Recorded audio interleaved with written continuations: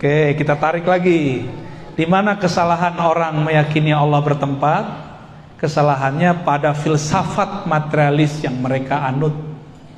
Jadi, kelompok yang meyakini Allah berada di satu arah, dia terjebak dalam satu aliran filsafat yang selama ini mereka haramkan.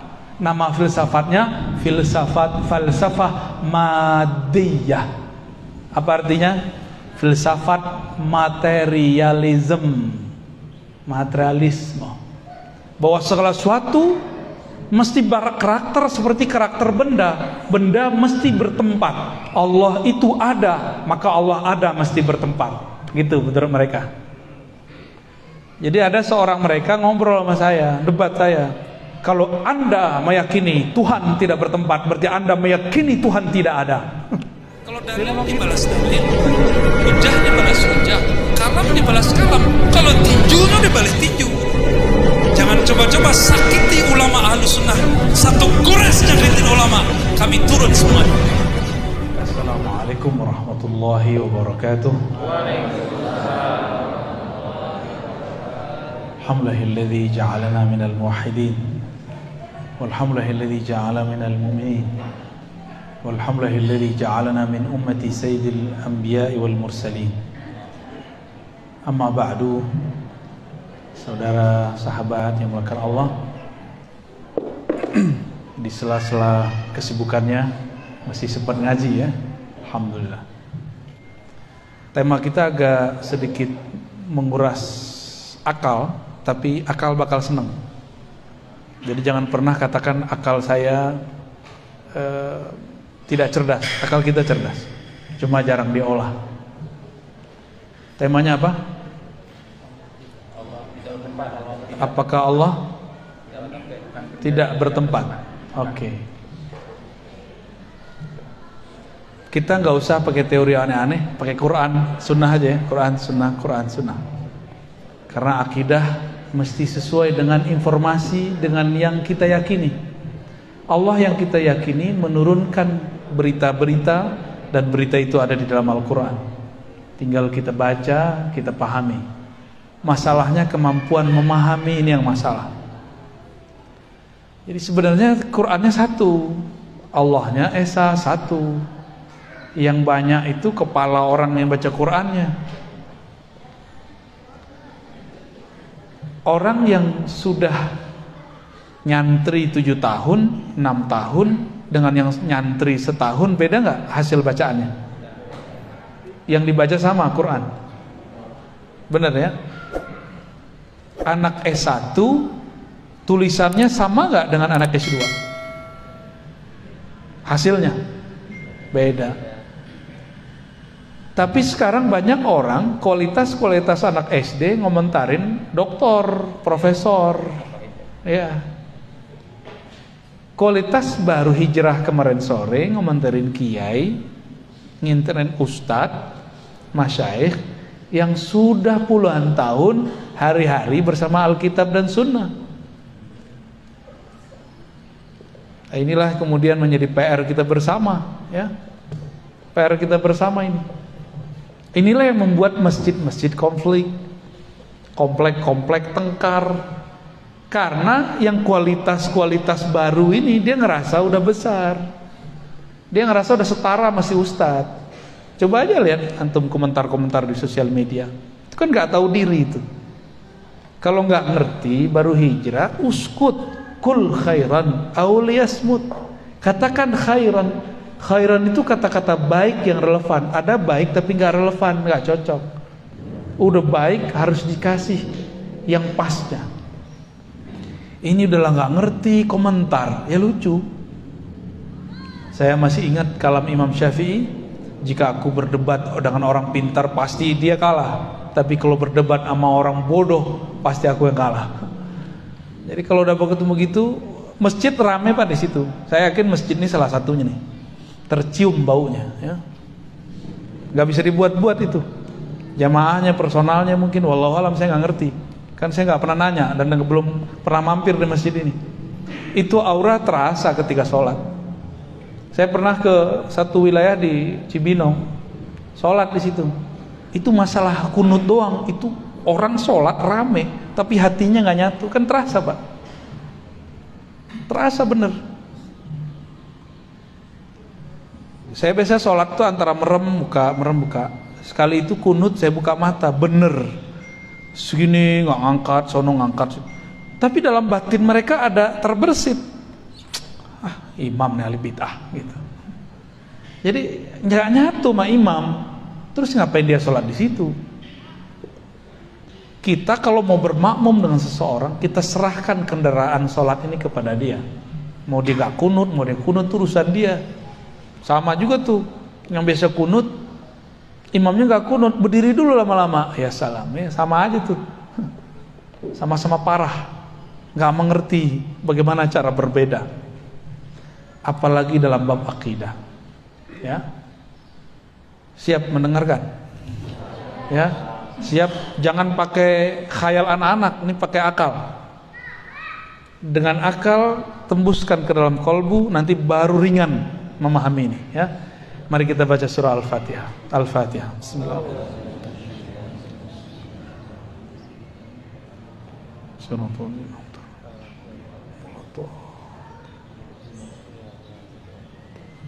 Semoga Allah buka hati pikiran kita berkah Al-Fatihah untuk memahami sifat-sifatnya. Siapakah dia, benarkah dia bertempat, atau bagaimanakah dia. Yang sering dijadikan dalil bahwa Allah bertempat itu ayatnya sama dengan dalil yang menunjukkan Allah tidak bertempat. Lucu nggak?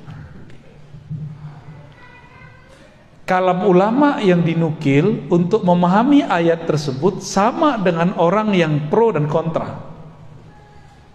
Ketika ada ayat Ar-Rahmanu 'alal 'arsy istawa atau tsumma istawa 'alal 'arsy, Allah yang Maha Rahman bersemayam di atas aras, istawa. Kalam ulama yang digunakan sama untuk memahami ini. Yang paling ngerti ayat kita apa ulama? Ulama yang paling mengerti, ulama yang dekat ke masa Nabi atau ulama yang belakangan? Yang lebih dekat ke Nabi. Namanya salaf. Makanya nama salaf ini seksi. Paham maksudnya? Menarik untuk digunakan. Kita lihat imam salafnya ngomong apa, ya. Lalu kita orang-orang khalaf, orang belakangan pun ternyata berebut kalam dari kalam ulama salaf. Karena ada klaim legitimasi dari Rasulullah. Rasulullah mengatakan khairul qurun qarni, hadis Bukhari. Sebaik-baik abadku, lalu tsummal ladzina yalunahum, tsummal ladzina yalunahum. Lalu setelahnya. Berarti 3 kali kurun. 300 tahun, 3 abad. Yang paling sering diungkap itu 2 imam. Pertama Imam Malik, yang kedua Imam Syafi'i. Coba kita lihat ya.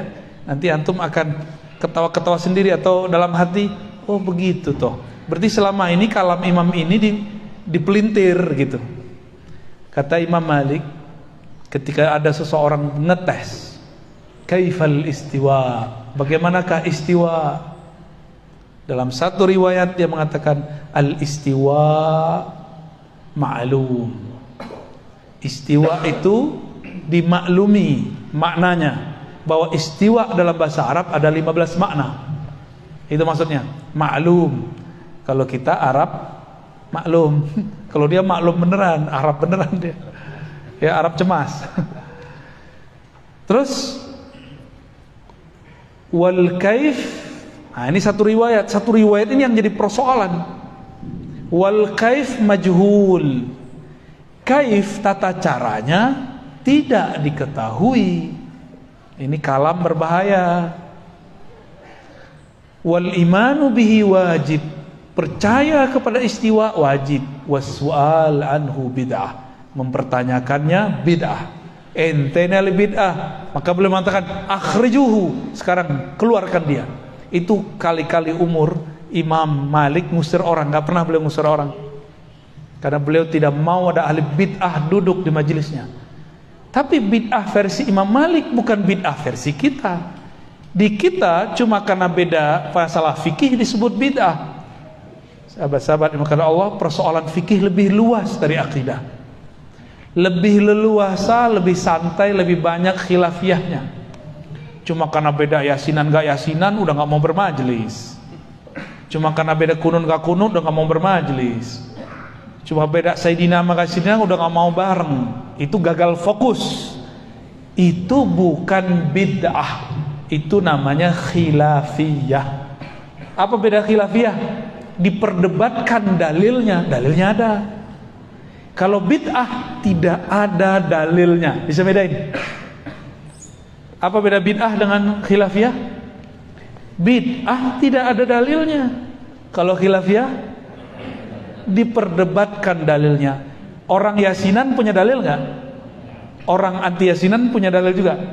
Tuh, diperdebatkan, berarti ini belum tentu bid'ah. Oke? Sentuh lawan jenis batal. Adakah imam-imam yang 4 ini membid'ahkan gurunya? Kata Imam Syafi'i, ada nggak pernah Imam Syafi'i bilang guruku Malik ahli bid'ah? Masa sentuhan lawan jenis nggak batal kecuali nafsu? Nggak ada kan? Nggak pernah ada. Coba contoh imam salafus soleh kalau berbeda. Mereka kalau berbeda saling maklum. Oh, kita beda dalil gitu. Kalau sekarang berbeda kenapa? Gimana kalau berbeda hari ini? Bentak-bentakan di masjid. Masjidnya kayaknya masih belum ada bentak-bentakan ya. Ya paling senggol-senggolan sih udah ya. Dimaklumi lah. Yang nyenggol-nyenggol biasanya orang nggak mengerti, baru awam. Wah, mendung ya. Makasih, ya. Jadi apa bid'ah? Sesuatu yang Imam Malik ngomong soal anhu, kamu mempertanyakan ini, itu bid'ah, nggak ada dalilnya. Ternyata sahabat Nabi nggak pernah ada yang nanya bagaimana istiwa. Nabi nggak pernah menjelaskan apa itu istiwa. Maka mempertanyakan itu bid'ah. Ini lafaz pertama, tapi ini berbahaya. Tadi ada lafaz wasu'al awal kaif anhu majhul. Tata caranya tidak diketahui. Berarti ada dong. Kalau punya tata cara, berarti Allah ini masih belum sempurna karena masih butuh cara. Maka teks ini kita cek sumbernya di mana? Sumbernya dalam kitab Imam Al-Baihaqi. Judulnya Al-Asma was Sifat. Ada di kitab itu. Tapi dasar orang suka memperkosa teks. Giliran teks ini diambil, penjelasannya nggak diambil. Ini sering banget ini. Contoh lain, Imam Syafi'i mengkritisi tasawuf, teksnya diambil, penjelasannya nggak diambil. Sering begitu. Imam Syafi'i menghukumi ahli kalam, tapi penjelasannya nggak diambil. Jadi mengkhianati kitab. Kalau orang bisa baca kitab kan tahu yang nukil ini pengkhianat. Pengkhianat Imam Syafi'i, pengkhianat Imam Malik. Ya. Imam Syafi'i nggak maksud begitu, dia maksud, dia arahkan begitu. Ternyata ada riwayat kedua. Imam Malik ditanya mengenai bid'ah, mengenai istiwa. Bagaimana Allah bersemayam itu gimana? Lalu beliau mengatakan al-istiwa ma'lum. Istiwa itu diketahui adanya. Wal kaif anhu marfu. Dan Allah Maha Suci dari kaif, bagaimana. Di atas, di bawah, di arah atas atau di arah mana, bersentuhan atau tidak. Coba kalau duduk bersemayam itu duduk artinya. Kalau duduk nempel nggak? Ada nggak orang duduk nggak nempel? Nempel ya. Ada seorang tokoh di masa salaf, tapi akidahnya bukan akidah salaf. Namanya Muhammad bin Karram. Siapa namanya?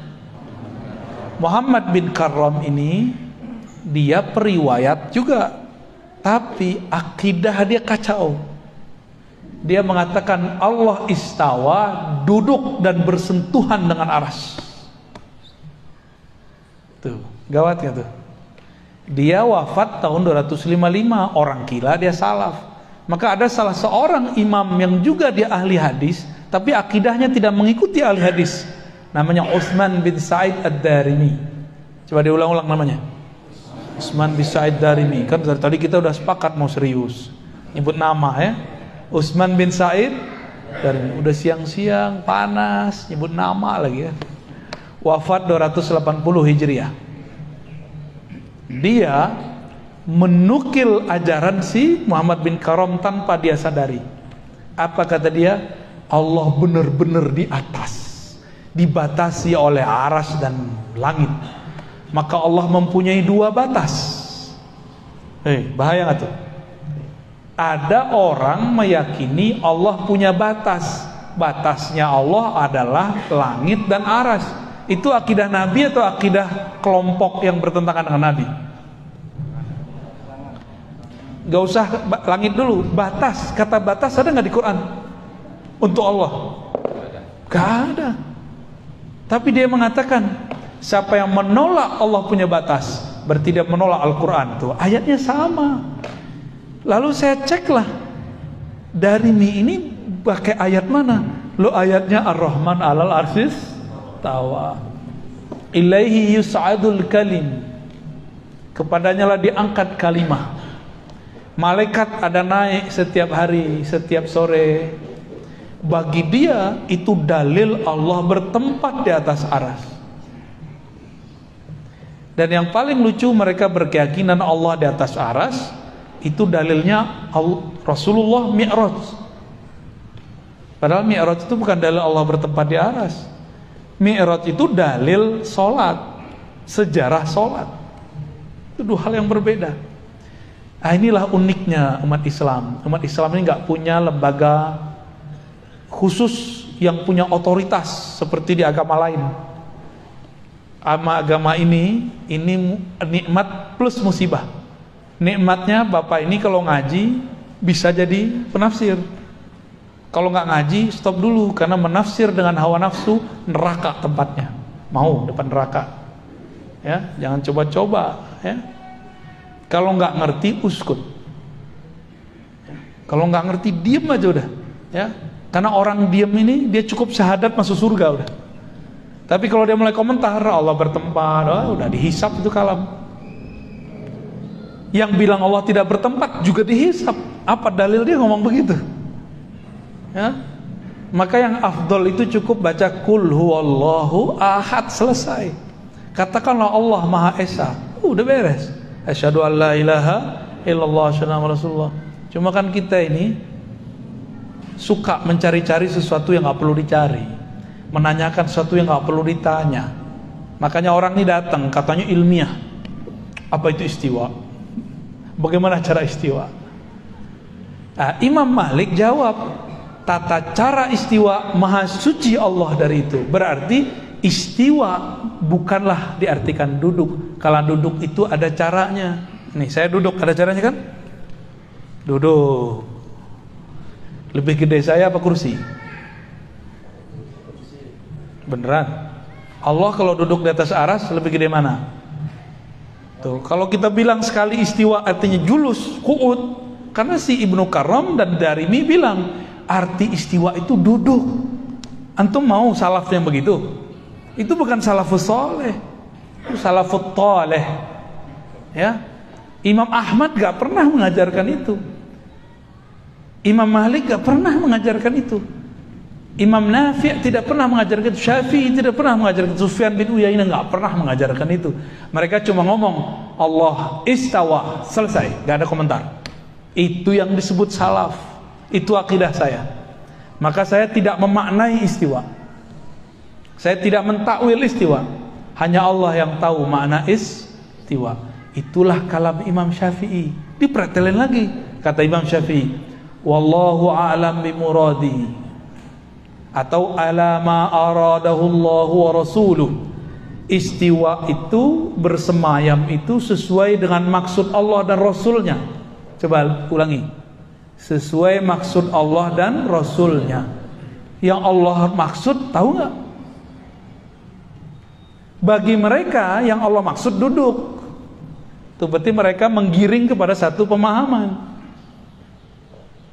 Padahal kalimat Imam Syafi'i apa? Itu menyerahkan makna kepada Allah. Maksud Imam Syafi'i, cukuplah Allah yang tahu, kamu nggak usah cari tahu. Tapi oleh mereka teks itu digiring, diperkosa, dipretelin. No, Imam Syafi'i meyakini Allah istawa, karena itulah maksud Allah dan Rasulnya. Ya pretelin enak amat ya. Ada yang tahu maksudnya? Gak ada yang tahu. Oke. Titik dulu ya. Allahumma sholli ala sayyidina Muhammad. Udah mulai ngebul nih ya. Uban nambah nih abis ini nih. Oke, kita stop dulu itu. Saya sekarang mundur ke kajian dasar. Ini dasar. Ini dasar kalau ngaji ilmu akidah. Kita kalau belajar sifat Allah, sifat pertama apa? Wujud. Bener? Apa arti wujud? Ada. Kita ada nggak? Ini ada. Kursi. Udara ada. Bisa lihat udara nggak? Ruhnya ada nggak? Ada cinta nggak di hati? Kelihatan nggak? Ada benci nggak dalam pikiran? Ada. Suka benci sih ya. Kelihatan nggak? Kalau lagi sedih nangis, bener. Ini teteh-teteh, mbak-mbak, ibu-ibu, kalau akad nikah nangis nggak? Sedih atau bahagia? Sedih apa bahagia? Sedih ya? Masa sedih orang nikah? Bahagia ya? Kecuali cerita dangdut, ya, cerita balada cinta. Bener, orang bahagia bisa nangis, orang sedih nangis. Terus air mata itu tanda apa? Berarti air mata bukanlah tanda sedih dan tanda bahagia. Air mata itu tanda kolbu sedang tersentuh. Mau sentuhannya kebencian ataupun kesedihan ataupun kebahagiaan. Kolbu merasakan, mata menerjemahkan. Nggak kelihatan. Rasa, makan suatu rasa, kelihatan nggak rasa? Tapi dia ada. Bener, beneran. Jangan-jangan kita selama ini ngawang lagi. Makan tuh nggak jelas rasanya apa. Oke, ini mukodimah. Warna, ini warna apa nih? Baju saya apa? Kopiah saya? Tapi hitamnya beda nggak? Oke. Coba sekarang bayangkan hitam, tapi tidak pada topi, tidak pada kopiah, tidak pada tembok, tidak pada baju, tidak di satu benda. Bisa nggak? Hitam, warna hitam tanpa ada di suatu benda. Bisa nggak? Berarti warna mesti nempel di satu benda. Ada warna itu? Wah, tambah ngebul. Biarlah ya, otak kita terlalu besar untuk dianggurin. Jangan dianggurin nih otak. Ini otak masih banyak yang mau dibuka sama dia. Nih saya coba panas-panasin sekarang. Ntar kecanduan. Pegel-pegel sih awalnya, awal kita push up kan pegel dulu. Tapi besok kalau nggak push up, lebih pegel lagi. Mending push up sekalian. Begitulah ngaji ilmu yang berat. Awalnya pegel di otak, lama-lama kecanduan. Kalau ada orang ngaji yang di bawah dosis itu, kita nggak level gitu. Cobain aja. Saya ada, antum ada, Allah ada, warna ada, udara ada, cinta ada, semuanya ada. Lalu apa beda ada ini dan adanya Allah? Nah, maka dulu kita kasih contoh yang lebih gampang. Ayam dan telur, masih ingat gak? Kayaknya udah lupa ya. Itu pengajian awal-awal dulu tuh. Ayam, telur, duluan mana wujudnya? Ayam. Karena kelihatan ayam ngeluarin telur. Bener Pak? Pernah ngeliat gak telur ngeluarin ayam? Ya, dulu waktu saya masih kecil saya punya ternak ayam tuh. Itu dari telur keluar ayam. Tuh beda mazhab kita. Jadi duluan mana? Ayam atau telur? Wujudnya telur. Ya salam. Terus yang ngelihat ayam mengeluarkan telur gimana nasibnya? Oke, ini kan ayat-ayat Allah semua. Jadi ayat itu yang tertulis, kita lihat keluar, oh ada yang tidak tertulis, tapi dia mengalir di alam dan dia bergerak, berputar terus. Seperti kita khataman Quran kan muter-muter terus.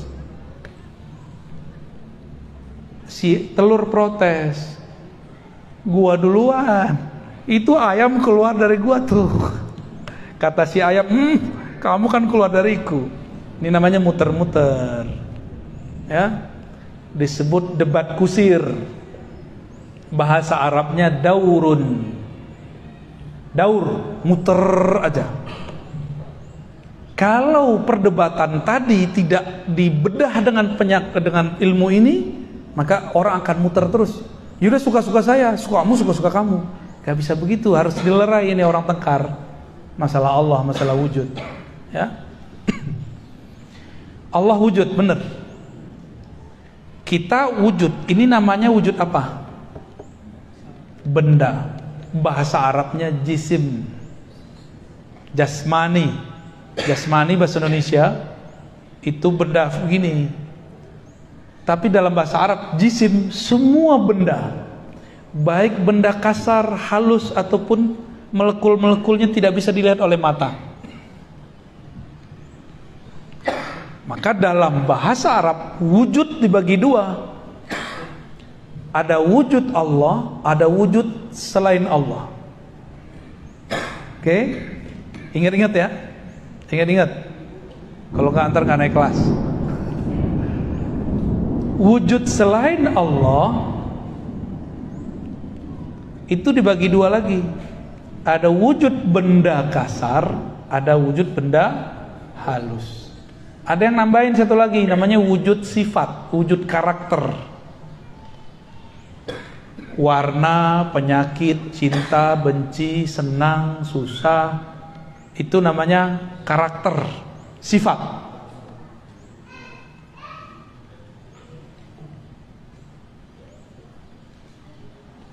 Ada nggak warna? Bener. Tapi tidak ada warna jika dia tidak ada di satu tempat. Sekarang sedih sama benci. Coba benci bayangkan tanpa ada muka orang benci. Bisa nggak? Berarti benci itu kebayang wajahnya gitu ya. Bener. Emang begitu wajah orang benci? Enggak.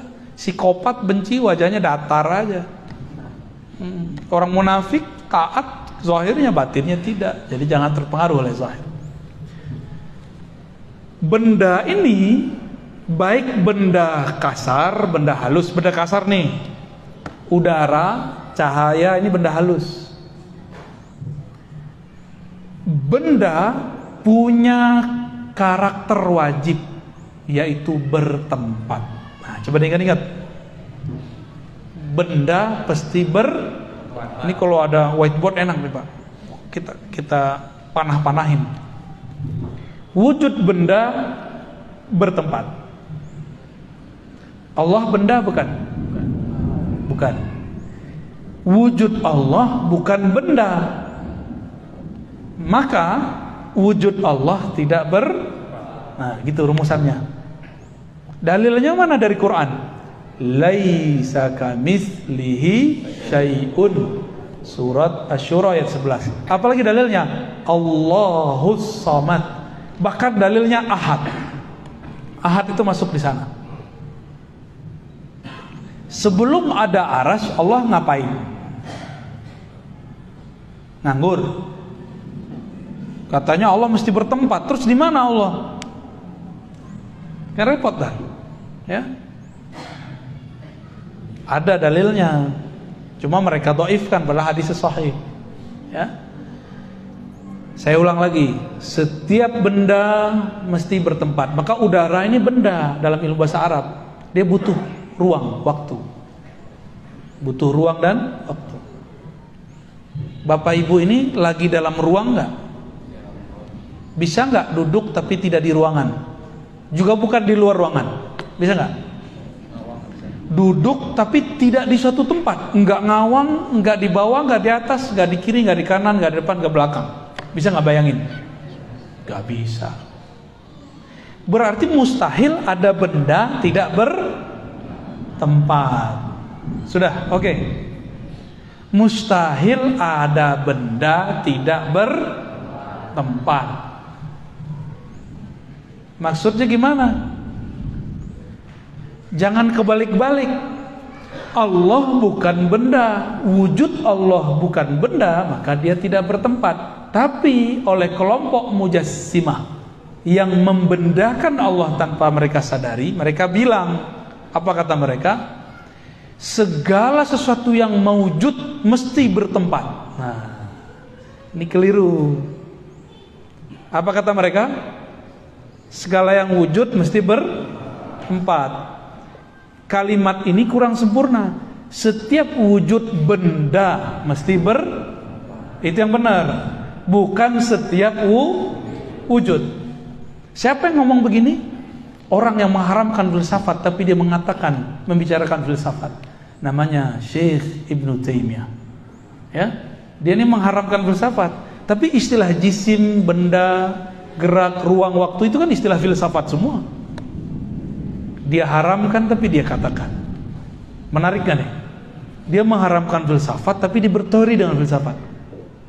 Sekarang muncul orang mengharamkan filsafat lalu menyerang ustadz-ustadz yang mengerti filsafat, tapi dia tidak berani menyerang imam dia yang berfilsafat. Lucu gak tuh? Bagi saya lucu. Giliran imam ente nggak berani, giliran ustadz yang lain dia berani. Berarti pisaunya mata dua, ya, satu tumpul, satu tajam. Obrolan wujud bersifat, wujud benda bertempat, itu semua filsafat yang bahas. Dipinjam oleh orang ahli akidah. Karena jamaah sudah mulai diracunin bahwa Allah bertempat di satu arah atas. Maka harus kita kembalikan ilmu arah, ilmu tempat kepada pakarnya. Tuh udah mulai nggak fokus nih ya. Oke, kita tarik lagi. Di mana kesalahan orang meyakini Allah bertempat? Kesalahannya pada filsafat materialis yang mereka anut. Jadi kelompok yang meyakini Allah berada di satu arah, dia terjebak dalam satu aliran filsafat yang selama ini mereka haramkan. Nama filsafatnya falsafah madiyah. Apa artinya? Filsafat materialisme. Materialisme. Bahwa segala sesuatu mesti karakter seperti karakter benda. Benda mesti bertempat. Allah itu ada, maka Allah ada mesti bertempat. Gitu menurut mereka. Jadi ada seorang mereka ngobrol sama saya, debat saya. Kalau Anda meyakini Tuhan tidak bertempat, berarti Anda meyakini Tuhan tidak ada. Dia ngomong gitu sama saya. Oh, berarti anak gak lolos nih, logikanya, mantiknya gak lolos. Karena mengharamkan ilmu mantik. Jadi mereka ini mengharamkan ilmu mantik, ilmu logika, dan ilmu falsafah, tapi menggunakannya serampangan. Jika Anda tidak percaya Allah berada di satu tempat, itu filsafat gak tuh? Filsafat materialisme. Berarti Anda meyakini Allah tidak ada. Tuh, ini kan namanya silogisme. Silogisme namanya. Ya gimana? Pusing gak? Ini yang kami kerjain dari dulu. Saya gak pusing-pusing kok ya. Mungkin antum perlu terbiasa aja. Terlalu cepat ya? Kita pelanin lagi biar tambah panas kepalanya. Kembali ke ayam, kembali ke telur biar seru. Yang benar gimana? Ayam bukan dari telur, telur bukan dari ayam. Wujud ayam dan telur diwujudkan oleh sesuatu sosok, bukan ayam, bukan telur. Itulah namanya pencipta ayam, pencipta telur. Wujudnya mesti satu, nggak boleh dua. Yang menciptakan telur dia juga yang menciptakan ayam. Kalau nggak perang ntar. Kata Tuhan telur, ini telur gua nih. Kata Tuhan ayam, oh ayam. Nggak mungkin, mesti Tuhannya sah. Masih ingat 2019 kita tengkar sama teman di grup cuma karena beda coblosan? Itu baru calon raja, calon penguasa. Bisa tengkar loh, bisa pecah loh umat ini. Gimana kira-kira kalau ada 2 presiden? Itu 2 presiden, ini baru calon udah pecah. Kalau ada 2 presiden, hancur negeri ini. Jika ada 2 Tuhan, la fasadata, begitu di Quran. Pasti bumi, alam semesta, langit ini hancur semua. Rebutan aras mereka ntar. Iya nggak? Rebutan aras ntar. Rebutan langit dan bumi. Gimana? Mulai ada titik terangnya. Bukan ayam, bukan telur. Berarti antum tadi itu kurang cerdas ya. Masih kejebak. Masih kejebak sama telur, ayam. Terus gimana yang bener? Bukan ayam, bukan telur. Ini enaknya kalau ada guru, diangkat kebuntuan akal kita, di luar ayam, di luar telur, kan enak. Coba antum dikasih PR 70 hari, nggak akan jawab itu. Ya, bisa pusing-pusing sendiri, bisa-bisa pulang jadi orang gini. Ya, mikirin Tuhan kok dipikirin. Ya, Allah nggak usah dipikirin, Allah itu dikenal. Kalau kenal cinta, kalau ada cinta baru terasa. Orang-orang yang meyakini Allah bertempat, berada di suatu arah, mereka terjebak pada filsafat materialisme. Cuma mereka tega karena nggak mengerti apa yang mereka bicarakan. Kita yang dituduh berfilsafat. Mereka sekarang udah mulai berani mengatakan akidah Asy'ariyah sesat. Terang-terangan loh. Berarti kita yang belajar Allah wujud qidam baqo. Hei, selamat, Anda orang sesat. Pada belajar itu nggak waktu kecil? Belajar semua? Paling lupa-lupa dikit ya? Apa lupa banyak? Berarti semuanya sesat. Hei, orang sesat. Mau nggak antum dibilang sesat? Mau nggak ulama dulu yang bawa Islam ke sini disebut sesat? Kiai-kiai kita dibilang sesat. Mau nggak? Ridho nggak? Mereka pendatang baru berani-berani bilang kita sesat. Loh kok Ustadz berani begitu? Loh mereka berani sama kita, masa kita nggak berani? Jangan pengecut ya. In tansurullah yansurkum. Jika kamu bantu Allah, Allah bantu kamu. Hilangkan keberanianmu dalam takutmu kepada Allah. Allah buat kamu seberani-beraninya orang. Ya, tapi jangan konyol juga ya. Ya pakai ilmu lah, jangan pakai emosi. Pakai akal, kolbu. Itulah dalil yang kuat. Al-Quran itu kan turunnya ke kolbu. Turunnya ke kolbu. Maka orang baca Quran tidak dengan kolbu, dia akan kemana-mana nggak jelas. Oke, balik lagi ya. Tarik ulur. Bumi, langit ini bagian dari benda. Aras pun benda. Aras itu benda, Pak. Mana dalilnya? Akhir surat At-Taubah. Wa huwa rabbul arsyil azim. Dialah Rabb pencipta aras yang besar ukurannya, mencakup langit dan bumi. Rabbu artinya pencipta. Kalau Rabbun di bawahnya benda atau karakter benda. Maka Allah lah yang menciptakan aras. Berarti aras benda bukan? Disebut benda besar, benda azim. Kelompok mereka mengharamkan satu keyakinan namanya ittihad dan hulul. Allah menempati benda. Tapi mereka meyakini Allah menempati aras. Main-main gak tuh namanya? Itu akibat filsafat materialisme, diambil separuh, dibuang separuh. Allah itu bukan benda. Mungkinkah masuk ke dalam benda? Mungkin gak? Ini benda bukan? Di dalamnya ada apa? Ada air. Air itu juga jisim, benda juga ini, tapi benda halus. Sedangkan gelas ini, kaca ini, benda kasar. Karena sesama benda, dia bisanya masuk. Allah bukanlah benda, tapi pencipta benda. pantaskah orang berpikir Allah ini nempel pada benda, menempati benda, pantas nggak? Mulai connect. Ketika ada hadis menyebutkan Allah turun sepertiga malam terakhir ke langit dunia, ila sama'id dunia, turun. Kalau sudah faham Allah bukan benda, turunnya turun apa? Kalau turun benda, kita kalau dari atas ke bawah turun pakai tangga kan? Berpindah nggak? Maka turunnya benda itu berpindah. Saya mau tanya, Allah turun berpindah nggak? Nah, inilah lucunya imam-imam yang tadi itu, imam-imam yang mereka terjebak kepada filsafat materialism.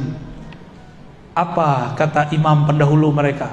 Di saat Allah turun sepertiga malam terakhir, aras kosong.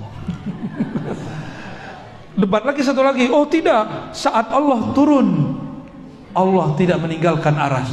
Bagaimana caranya? Berarti ada dua wujud. Ada satu wujud di dua tempat. Gawat gak? Antum ada di dua tempat di waktu yang bersamaan. Masuk akal gak? Afala taqilun. Apakah kamu tidak pakai akal yang sehat? Berdebat, dikira ini debat fikih kali ya. Ini bukan bab fikih, nggak boleh khilafiyah di bab ini. Tapi mereka meletakkan perkara akidah di bab fikih. Maka mereka sedang mempermainkan Allah Subhanahu wa taala dengan pemahaman yang rendah itu. Lalu datanglah imamnya belakangan, betul, menggabungkan dua pendapat itu, dan dia pakai pendapat yang kedua. Allah berpindah dari atas ke bawah, hakiki zatnya yang pindah. Tuh lebih parah lagi, ada kalimat zatnya. Zatnya Allah pindah dari aras ke langit dunia tanpa mengosongkan aras. Ambigu nggak? Jadi ambigu. Ternyata mazhab dia filsafat ambiguism. Apa itu? Dia ngomong Allah itu bukan jisim, tapi Allah itu tidak disebut jisim, juga tidak disebut tidak jisim. Pusing nggak antum? Anda ulangin. Allah bukanlah jisim, tapi juga bukan tidak jisim. Tuh, maksudnya apa? Tidak jisim, tapi juga bukan tidak jisim. Maksudnya apa tuh? Berarti Allah ini sosok yang lain. Jadi ternyata ini imam namanya Ibnu Taimiyah mentok dia. Allah jisim. Kalau jisim pindah-pindah. Tapi kan kalau Allah pindah aras sama siapa? Kalau berpindah dia jisim kosong. Oh berarti Allah itu bukanlah jisim, tapi juga bukan tidak jisim. Digabunglah itu. Namanya jam'u bainal mutataddain, menggabungkan dua hal yang kontradiksi. Itu adalah puncak kekacauan filsafat. Berarti dia berfilsafat ya?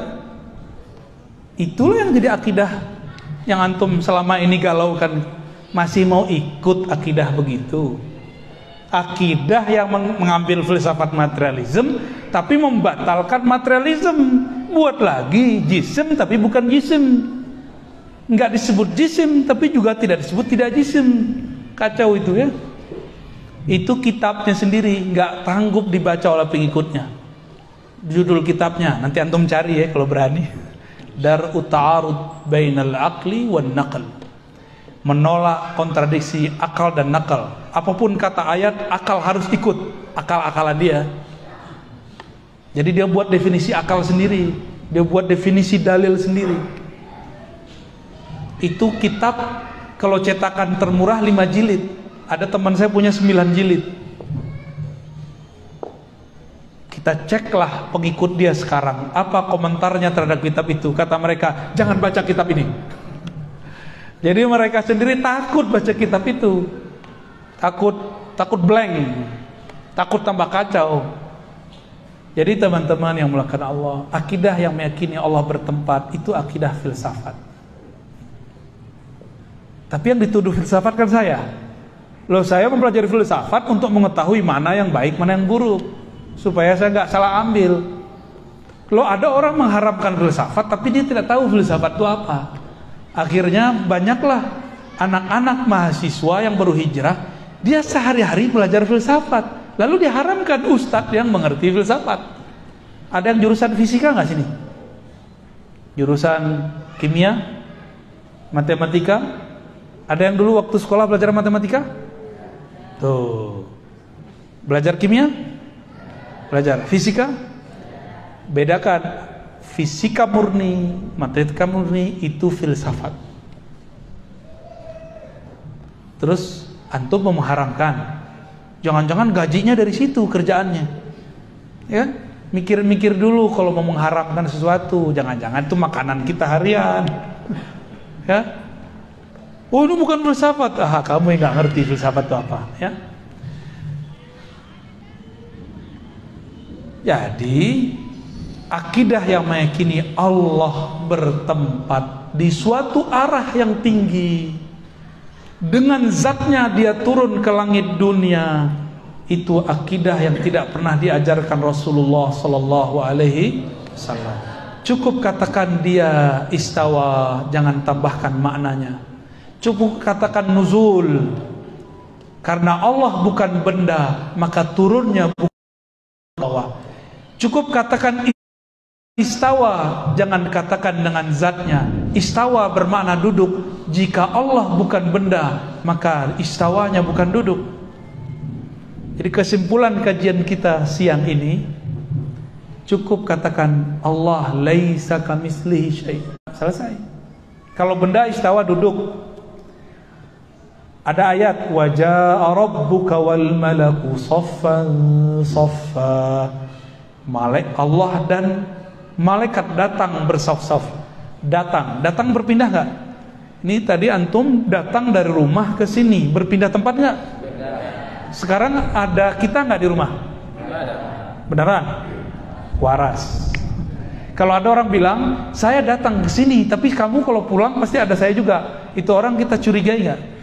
Kecuali dalam bab karomat sufia, itu ada babnya, tapi itu bukan bab jisim. Itu bab cahaya. Cahaya mantul-mantul bisa kelihatan di mana-mana. Orangnya di sini, tapi dalam handphone kelihatan gitu. Itu bab karomat para wali. Mereka punya smartphone alam semesta, ya, punya proyektor alam semesta, maka bisa dilihat di mana-mana. Itulah Rasulullah. Orang ucapin salam, Nabi jawab dimanapun itu.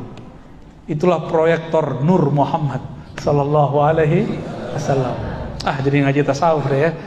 Ya, kita ngaji yang panas-panas aja dulu. Oke. Karena Allah bukan benda. Apapun sebutan di Quran mengenai karakter benda, datang, turun, bersemayam, semuanya kita katakan dia bukan benda kok. Berarti artinya tidak pemahaman seperti yang kamu bayangkan. Apapun yang kamu bayangkan, Allah tidak seperti itu, karena dia bukanlah benda. Kalau nggak benda bisa dibayangkan nggak? Dalam ilmu neurologi, ilmu psikologi, otak ini nggak bisa berpikir atau memikirkan sesuatu yang tidak pernah dia lihat. Oke?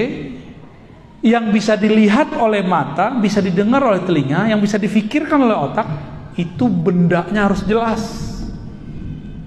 Kalau enggak, angkanya harus jelas, maknanya harus ada. Ini enggak ada. Maka janganlah membendakan Allah. Jadi saya hanya menghimbau kepada siapa yang sedang terjebak pada pemahaman Allah bertempat. Saya tidak benci Anda. Ana uhibbukum. Ana cinta antum. Makanya kita buat kajian begini. Coba bebaskan pikiranmu dari memikirkan Allah. Boleh nggak mikirin Allah? Aneh kasih tahu, antum membayangkan Allah bertempat saja, terbersit itu memikirkan Allah.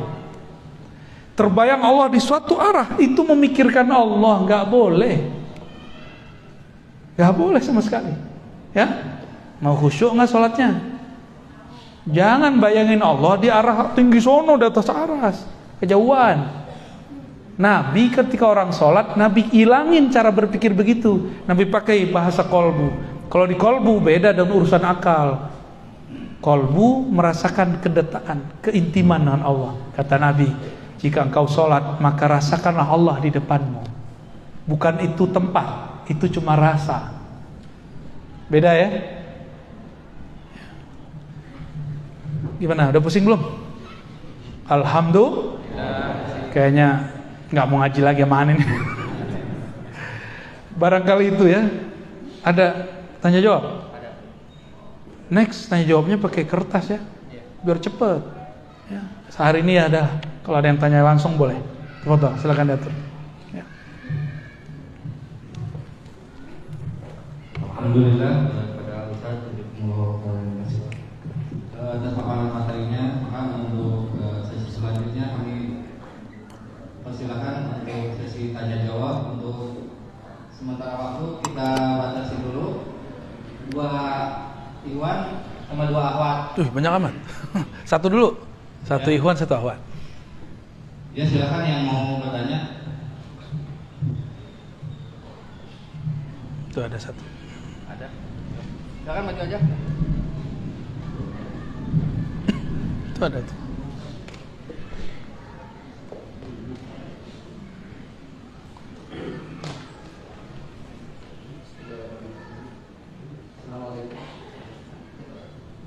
Assalamualaikum warahmatullahi wabarakatuh. So, naikin. Udah.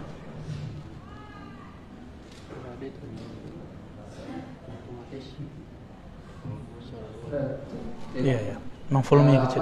Dan mau tanya itu perihal tentang bukan juga ngaji dari kecil tuh dulu masih ngaji tentang sifat 20 wajib bagi Allah. Sifat yang mustahil bagi Allah. Tapi memang dalam perkembangannya jarang juga mendengar sekarang itu anak-anak itu belajar itu karena dianggap gimana ya? Karena sekarang sudah cenderung menjadi sebuah pelajaran yang simpel karena dianggap cuma sekedar puji-pujian gitu kan. Terus mungkin yang anak tanyakan itu karena anak juga ikut kajian belajar, kadang-kadang kita itu untuk memahami Allah cuma sebatas yang itu yang di dalam surat An-Nas yang tentang rububiyah, tentang ilahiyah sama mulkiyah. Itu kan lebih simpel gitu cara kita memahami Allah. Ana ingin tahu gimana penjelasan rububiyah dari hal ini. Ya, baik. Kalau yang 3 itu kalau saya dari Ibnu Taimiyah ya. Betul, ya. Baik. Assalamualaikum. Mulkiyah bukan dari Ibnu Taimiyah ya, Mulkiyah dari Said Qutb. Beda. Belajar akidah itu bukan karena simpel atau tidak simpelnya, garis bawahi. Belajar akidah itu wajib bagi orang yang sudah terpapar teori-teori tentang Tuhan, baik aliran-aliran akidah A atau B. Kalau belum, cukup syahadat beres. Maka orang-orang yang nggak mau debat, nggak usah debat, cukup syahadat aja. Ya. Lalu kenapa muncul sejarah pakai belajar sifat 20? Sifat 20 itu sedang menjelaskan rukun iman pertama, percaya kepada Allah. Yang ringkes itu belajar tentang Allah bukan rububiyah, uluhiyah, asma wa sifat, tapi pakai rukun iman, percaya kepada Allah, terus malaikat, kitab suci, rasul, hari kiamat, takdir.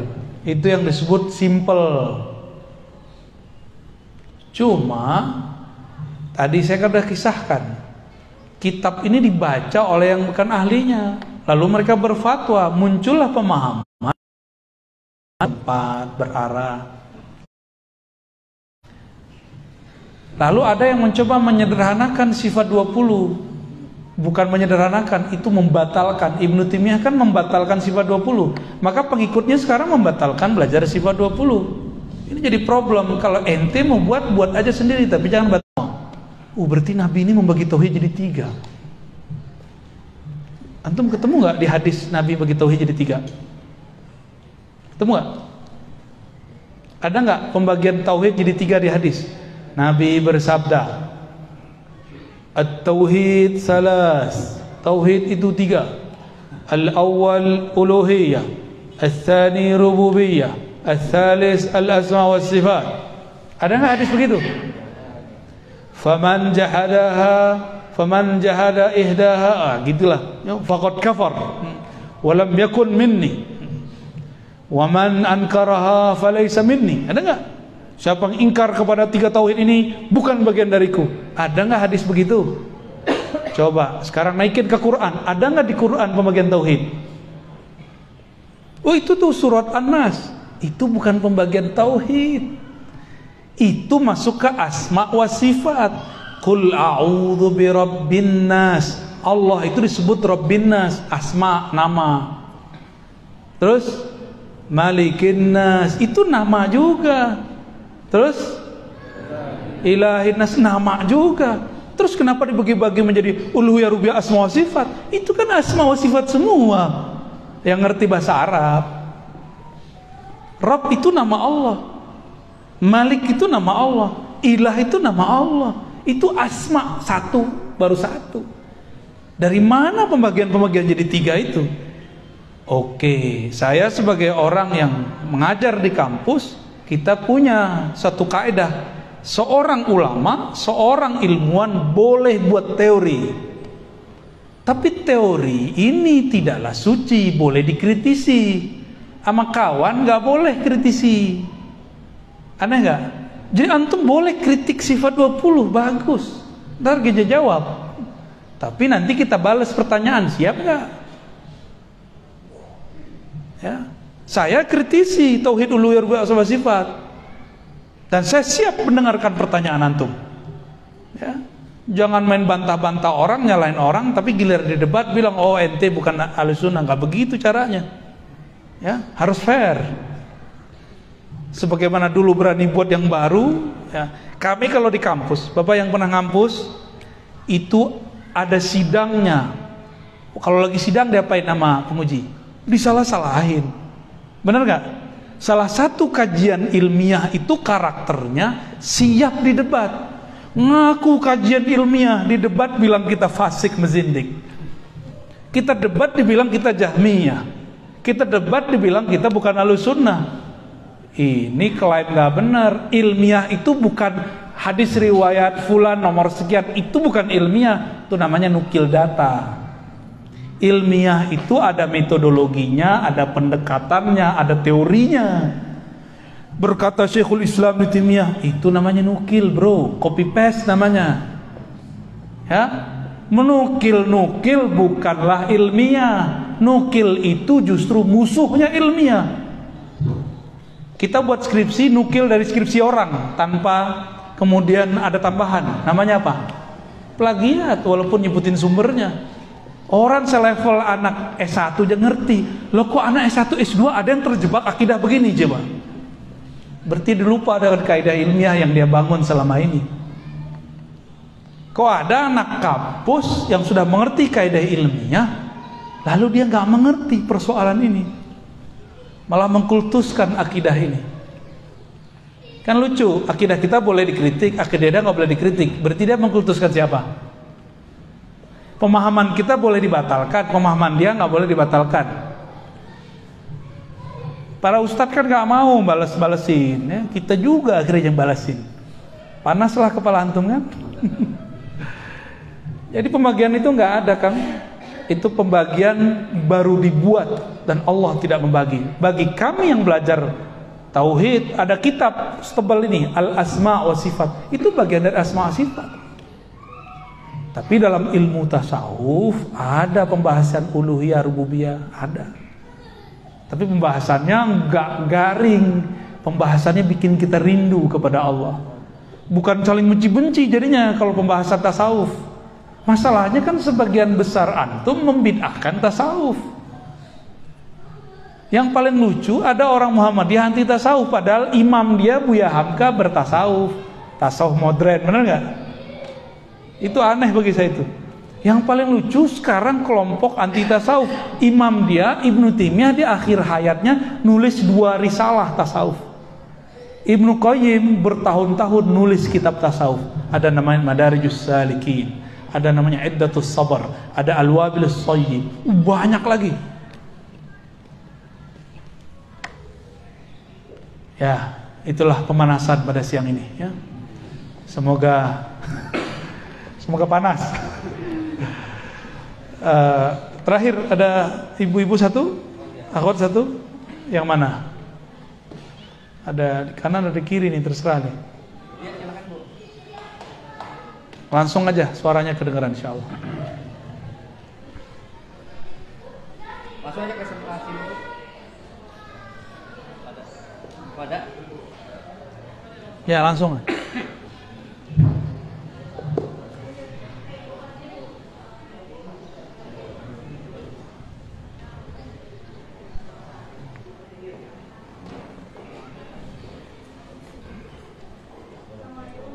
Assalamualaikum. Oke, di luar tema. Baik.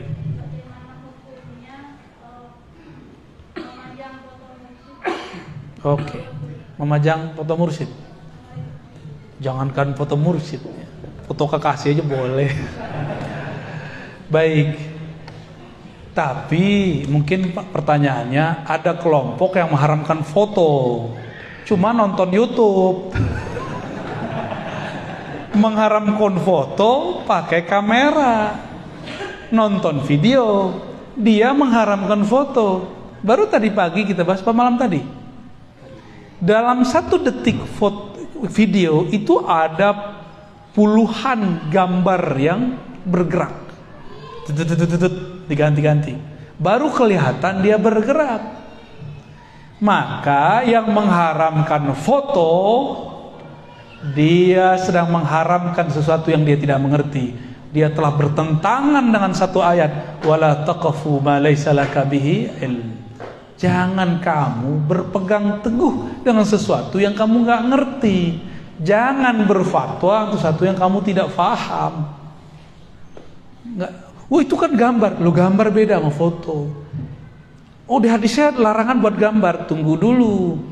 Di dalam hadis ada penjelasan tentang gambar.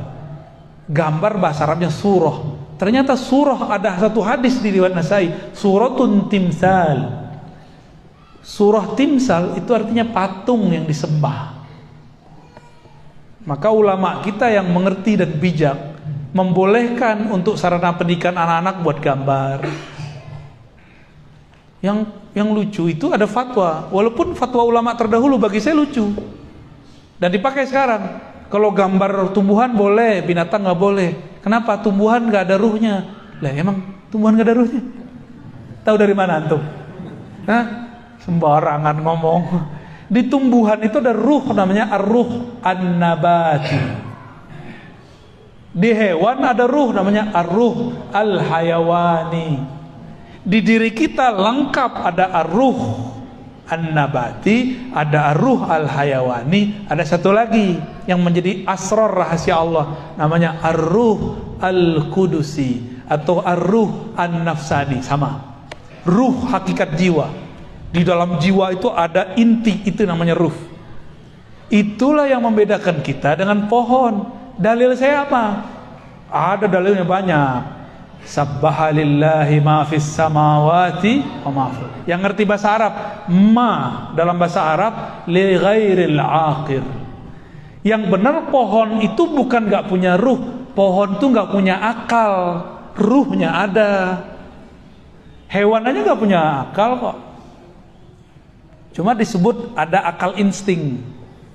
Nabi ketika bersandar di satu pohon, di satu bukan pohon, kayu, lalu dibuatin mihrab, mimbar. Nabi kemudian meninggalkan itu kayu. Nangis nggak kayunya? Hanna hanina. Begitu di hadisnya. Itu kayu nangis, Pak. Kalau nggak ada ruh di dalamnya, mungkin nggak dia nangis. Jadi ciri-ciri ini kayu udah mulai nggak ada ruhnya, itu dia lapuk. Ini masih tahan gak nih? Ada ruh Pak di sini, ruh nabati. Ya, cuma dia lagi stagnan, nggak tumbuh. Ya, antum masih tumbuh nggak? Yang ada maju, melar. Ya, nasyahnya sudah nggak ada, yang ada melarnya. Oke, bener ya? Tuh perutnya, pegang aja perut sendiri. Jadi alam ini ada ruhnya. Maka menggambar pohon, menggambar hewan, menggambar manusia bagi saya sama, ada ruhnya. Yang nggak boleh itu timsal yu'bad. Dia ada bentuknya, ada ukirannya. Bahkan foto biasa disembah aja nggak boleh. Dia nggak ukiran, dia nggak patung, disembah nggak boleh. Oke? Baik. Kalau nyimpan foto istri boleh nggak? Udah. Boleh. Syirik loh. Syirik loh. Kaget. Itu punya foto akhwat nggak? Nggak ada. Istri orang nggak boleh, Hah? Istri orang nggak boleh ya? Nggak boleh. Istri mantan orang. Beneran nanti nggak nyimpen? Wah, soleh bener. Godul basor sampai ke dompet-dompetnya coba. Nonton boleh nggak? Nonton berita. Itu ada fotonya nggak? Ada gambar bergerak nggak? Disembah nggak? Ya nggak apa-apa. Ayo yang waras, ya. Ayo yang dalilnya mana? Afala ta'qilun. Inna fi dzalika laayatin liqaumin yatafakkaru. Ini dalilnya semua dulu kita mikir, jangan mandek. Cukuplah pohon-pohon ini yang mandek, kita nggak usah mandek. Ya, Nabi ketemu Arab Badui. Nabi nanya, karena dia nggak beriman sama Nabi, kamu beriman nggak kepada aku jika aku panggil itu pohon dia datang ke sini? Cobain aja, kata si Arab Badui, ngejek dia ya. Nabi bilang, wahai pohon kurma, kemarilah. Itu pohon membelah tanah dan dia bergerak. Itu si Badui langsung udah beneran ini. Nabi coba antum panggil deh pohon, datang nggak di sini? Lo kenapa nggak bisa datang? Karena nggak tahu nama ruhnya. Itu pohon ada ruhnya. Kenal kita sama ruhnya, bisa dipanggil. Itulah mukjizat para nabi. Jika pada wali disebut karamah. Kemurahan Allah itu arti karamah. Karamah itu bukan kesaktian, kemurahan Allah. Kalau Allah nggak pemurah nggak dikasih yang begituan. Gimana? Ya? Terjawab. Boleh nggak pajang foto? Kan itu pertanyaannya. Berarti udah terjawab ya? Boleh, tapi jangan dikultuskan. Ya. Ntar lakinya iri lagi ya. Maka suami istri harus mengerti ilmunya kalau bisa sama. Sehingga kalau suaminya atau istrinya majang foto gurunya, nggak ada kecemburuan. Apalagi mencium-cium foto kan gawat. Foto gua aja lu gak cium ya. Tinggal dijawab kalau suami digituin ya, atau istri gitu ngomongnya. Wah, jangankan foto, yang ada di dalam foto itu aku cium. Ya. Jadi gak usah cemburu sama foto. Dulu ada seorang syekh mursyid tariqah namanya Qadirun Yahya. Dia membolehkan muridnya melihat foto dia sebelum zikir. Karena kalau ngeliat foto langsung ingat lagi talqin zikir. Tapi biasalah orang suuzon dikira nyembah guru.